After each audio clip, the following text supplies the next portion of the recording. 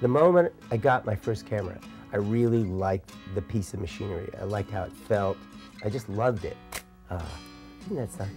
No, it's like the kiss of an angel.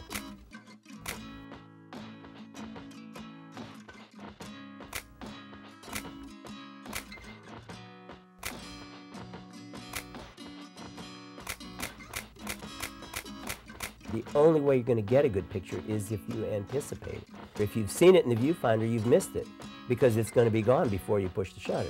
It's just beautiful. It feels great to be here and to remember, you know, this is early on in Rolling Stone days that I took Steve Miller Band here and we sat right in these benches. I sat him down on the benches and Steve was going like this and Boz and everybody was here, and it was one of the first stories for Rolling Stone. I love those pictures even still, you know.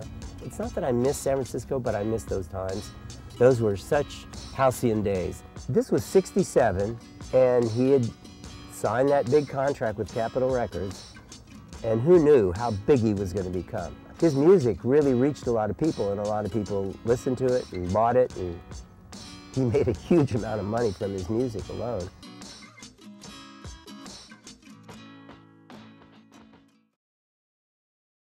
And we interviewed him before the concert that night. He was so quiet.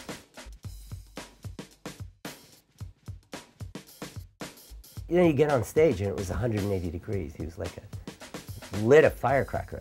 And he was like a sparkler with energy going everywhere. It was really hard to take a bad picture of Jimi Hendrix. You couldn't. You have to work to take a bad picture of Jimi Hendrix. Where that little kind of cupola is, that was our master bedroom.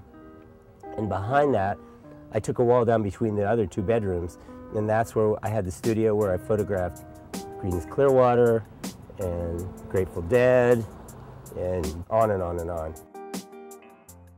One of the most interesting moments in that studio is what I call the concert for one. I didn't have any pictures of Janis in concert. So I called up Janis and said, look, come over, and what we'll do is we'll simulate a concert. You know, you can bring a microphone and, you know, you look like you're performing. He said, you don't even have to sing full out, just look like you're singing. And she starts singing quietly, you know. Well, in 5 minutes, she could not sing anything less than 150%. So within 5 minutes, she's singing for me. I'm having this concert for one. I'm taking pictures, you know, of her performing. Now with Zappa, I was a little apprehensive about that. Like, what am I going to do for pictures? But he lived up on the top of Laurel Canyon in a log cabin. He said, so come on, let's go out back. And on the hill behind his house, for some reason, but there was all this abandoned road grading equipment. And he started climbing up on all these things and doing weird stuff. I mean, I hardly had to direct him. He was into his own space. As weird as his music was, he was making these weird poses for me. Oh my God, was I lucky? I mean, I hardly had to do anything. This was the site of my first Rolling Stone assignment. I remember the Dead on the steps here, actually hanging on the steps and people sitting in the window there. In this front room is where they had the press conference. That, you know, the reason that we were even here, you know, they came and they were all in the light and they were all brandishing their weapons and doing weird things to me, and I was afraid for my life. And but in the end, I got this really good picture of them kind of hanging out here. And it's a very popular one, you know. I call it Dead on the Steps.